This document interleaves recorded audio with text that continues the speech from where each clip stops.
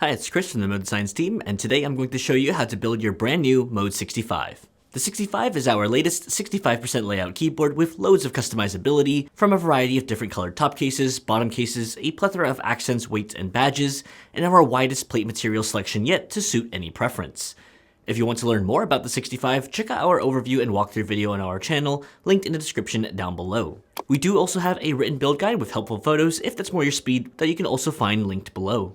The 65 ships in a nice carrying case containing the top and bottom case pre-assembled, a fastener pack, daughterboard and daughterboard cable, silicone press-in feet, rubber parts pack containing both lattice and top mount blocks, a badge matched to your bottom case selection, a screwdriver and keycap puller, a PCB, and plate. Separately, you will also have your chosen accent and weight.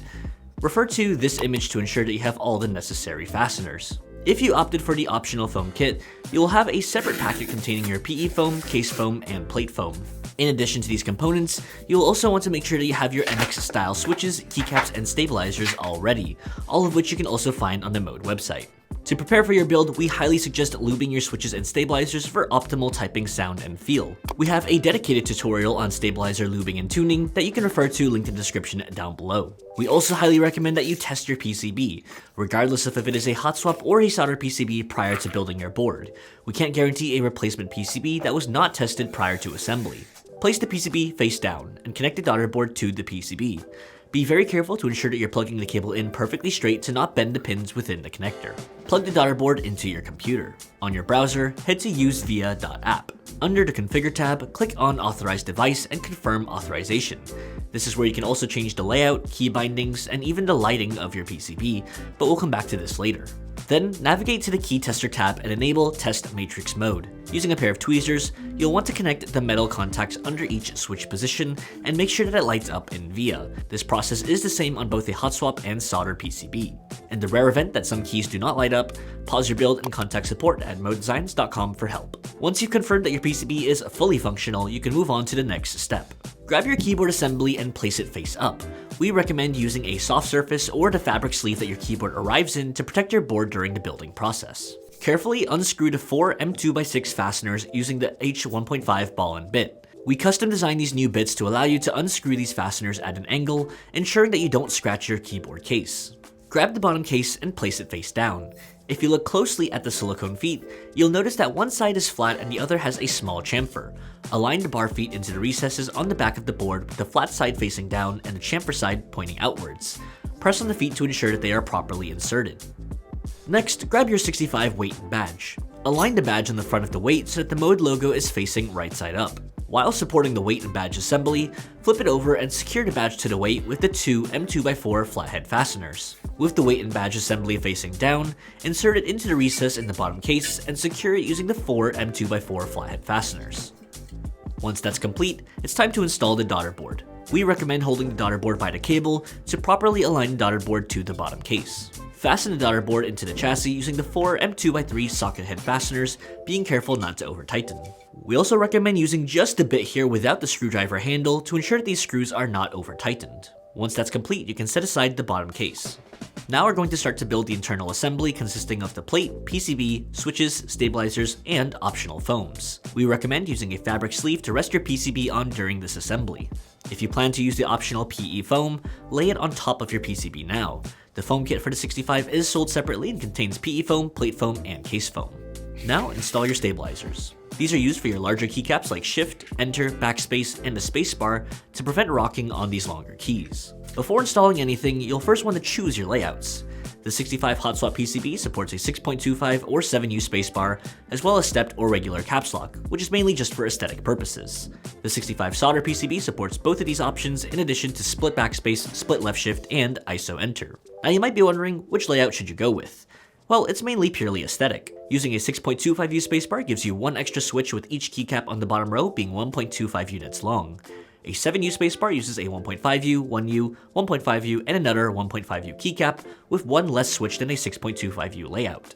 On the back of the PCB, refer to the silkscreen for a guide on where to place your switches depending on the layout you choose. Certain switches are rotated 180 degrees to support these layouts on the hot swap PCB. You can see a full list of compatible layouts with the 65 hot swap and solder PCB on the Mode website. For this build, we'll be going with a standard ANSI layout, so we'll need 3 2U stabilizers for backspace, enter, and left shift, as well as either a 6.25U or 7U stabilizer for the spacebar. It is highly recommended to pre-lube your stabilizers to prevent rattling sounds, and we'll leave our guide linked in the description on how to best do that. To install your stabilizers, insert the non-threaded end of the stabilizer into the larger cutout on the PCB and pivot the threaded end into place. While holding it from the front, screw it into place from the underside of the PCB with your stabilizers included fasteners. Our Mode stabilizers optionally also come with washers you can choose to use. Now it's time to install your switches. Before installing them, make sure to check that each switch's pins are straight. If they're bent, use tweezers to try and make them straight again. If you also picked up the optional plate foam for a more dampened sound, put it on top of your PCB now. Remove the Mylar standoff covers and align your plate on top. Fasten it into place with the 4 M2x4 flathead fasteners. Now you can insert your switches. Regardless of if it's a hot swap or solder PCB, we recommend starting at each corner and carefully distributing your switches to ensure that the plate is seated properly. If you are using a softer plate material like nylon, polypropylene, POM, or PC, you'll want to pay extra attention to ensure that each switch is seated completely flat.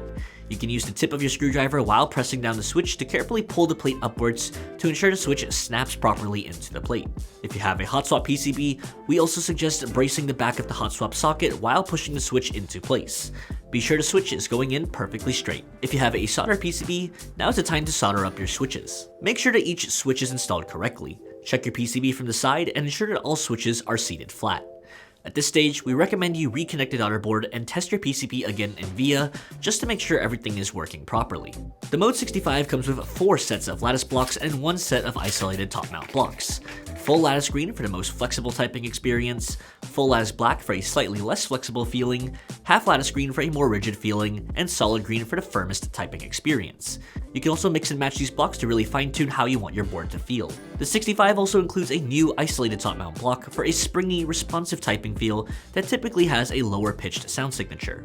To install any of the lattice blocks, simply slide the blocks over the tabs of your plate for a total of 5 blocks. The smaller half of the block should be facing upwards. The 3 rectangular blocks should be inserted into the top half, and the 2 rounded blocks into the bottom half. Then insert your inner assembly, starting with the bottom half followed by the top.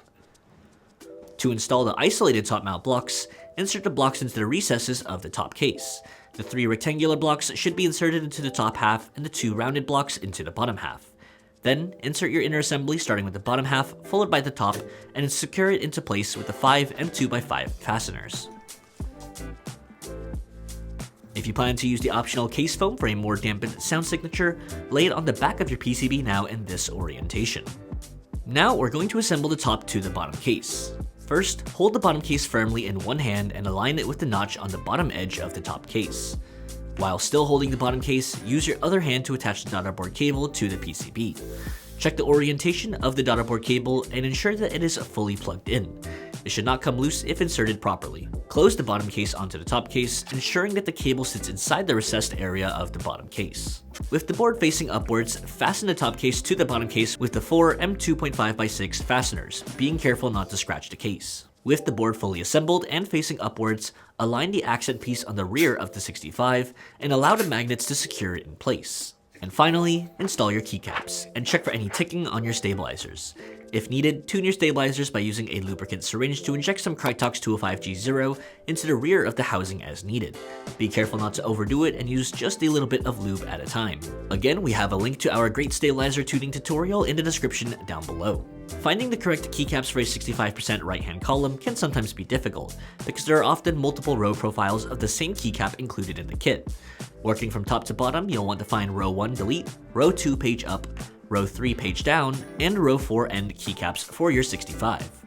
Our Mode keycaps have the row profile embossed on the back side of the keycap so that you can quickly and easily find the right keycaps in the set for your 65. If you want to modify any key bindings or lighting settings, head to usevia.app on your browser. Plug your board in and accept the prompt to authorize your keyboard. Under the Configure tab, you can remap any of your keys to other functions. For example, if you don't want to use the delete, page up, or page down options, you can easily reconfigure these to media controls like volume up or down by clicking on the key and selecting a different function in the VIA options. You can also toggle between the 6.25U or 7U layout under the Layout tab. And finally, at the very bottom of the menu, you have the lighting menu. Here, you can fully enable or disable the RGB underglow of the board. You can choose between a number of different lighting modes, control the brightness, speed, and even the saturation of the colors. If you like a more subtle look, you can also toggle just the second row of LEDs to be completely turned off. Here are some examples of what the underglow looks like using a polycarbonate top case, polycarbonate bottom case, and a fully polycarbonate top and bottom case build. And that's everything you need to know about your Mode 65. We hope you enjoy the board. For any technical questions, order help, or any other inquiries, feel free to join our Discord or email our support team at support@modedesigns.com.